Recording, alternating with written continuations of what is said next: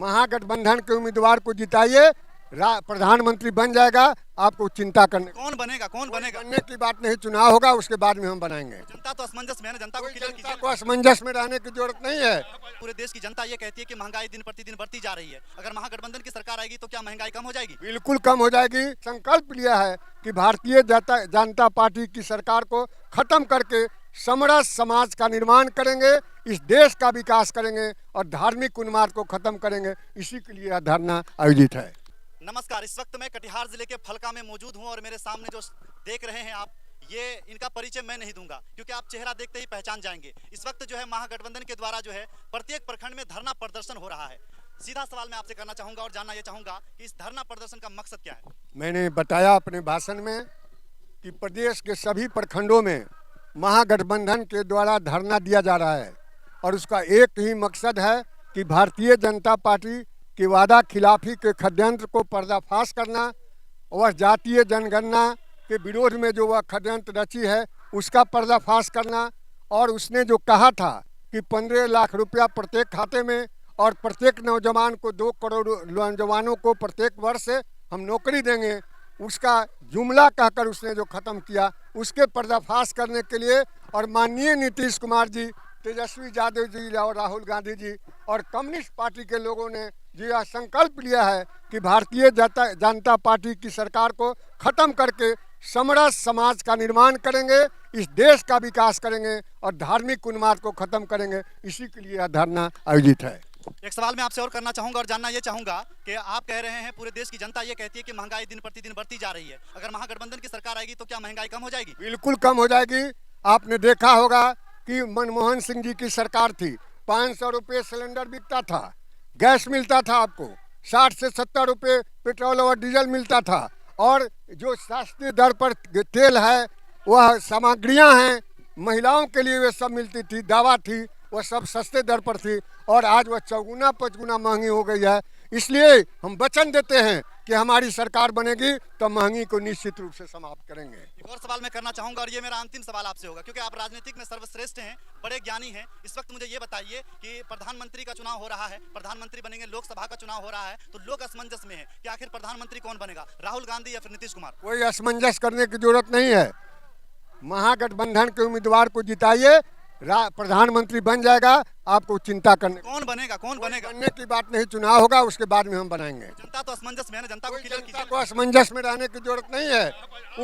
उस भ्रष्ट और भाजपा की उन्मादी सरकार को समाप्त करना है। प्रधानमंत्री का चुनाव जनता चुन लेगी। देख सकते हैं नेताजी का साफ तौर पे कहना है कि प्रधानमंत्री का जब चुनाव हो जाएगा, जब वोट जीत जाएंगे लोग, फिर जो तब जाकर के तय होगा कि प्रधानमंत्री आखिर बनेंगे कौन। सीधा सवाल आपसे मैं करना चाहूंगा, धरना प्रदर्शन हो रहा है लगातार, जो है बीजेपी की आप लोग धज्जियां उड़ा रहे हैं, जितनी भी उनकी बातें होती है, जितनी भी उनकी योजनाएं आती है, सब योजनाओं पर आप लोग उनका बायकॉट करते हैं, क्यों?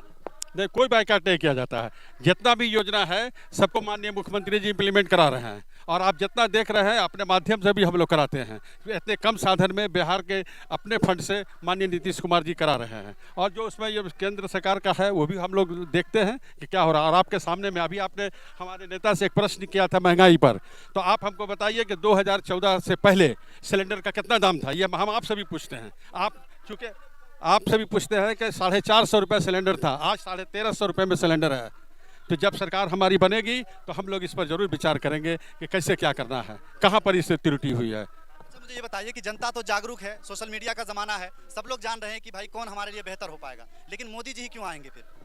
मोदी जी कहाँ आ रहे हैं? बिल्कुल आ रहे हैं। नहीं, बिल्कुल, ये आपका भ्रम है। ये मोदी जी कहीं नहीं है। हम लोग भी तो घूम रहे हैं ना, कहीं कुछ नहीं है। इतना महंगाई, इतना भ्रष्टाचार, इतना जुमलाबाजी, इसके बाद भी समाज को बांटने का काम देख रहे हैं कि समाज में कैसा कैसा काम हो रहा है। यहाँ इस देश में भाषा पर बोल रहे हैं लोग, कैसी कैसी बातें कर रहे हैं और झूठ प्रचार कर रहे हैं अपना।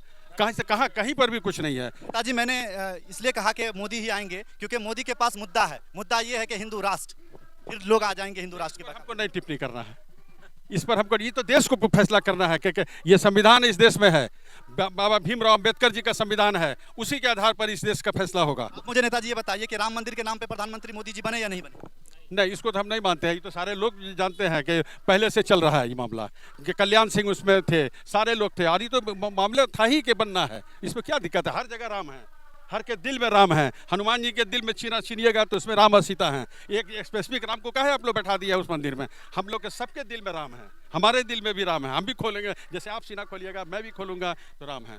अंतिम सवाल मैं आपसे करना चाहूंगा, हिंदू राष्ट्र के बारे में आप क्या कहना चाहेंगे? नहीं, हम मानेंगे नहीं नहीं बात को। ये तो धर्मनिरपेक्ष देश है, कैसे हो जाएगा? अब हमको बताइए, संविधान है, बाबा राम भीमशंकर का संविधान चल रहा है यहाँ, कैसे हो जाएगा? आप खुद बताइए ना, आप इसको एनालिसिस कीजिए, पत्रकार महोदय या फिर जो मीडिया के आप हैं। बाबा धीरेन्द्र शास्त्री का कहना है कि हिंदू राष्ट्र हो चुका है, सिर्फ घोषणा बाकी है। कि हम लोग उनको मानते ही नहीं हैं, ये सब नहीं चलता है। बहुत लोग हैं नहीं, धीरेन्द्र शास्त्री जी को हम लोग जानते नहीं है, कुछ नहीं है वो सब, कुछ नहीं है ये सब बात। और आपसे मेरा निवेदन है, और आपसे मेरा जून है, आपसे कहना है कि आप लोग भी सब मिलजुल करके इस देश में 24 में अच्छा से बचाइए। बस इतना ही, आपसे धन्यवाद।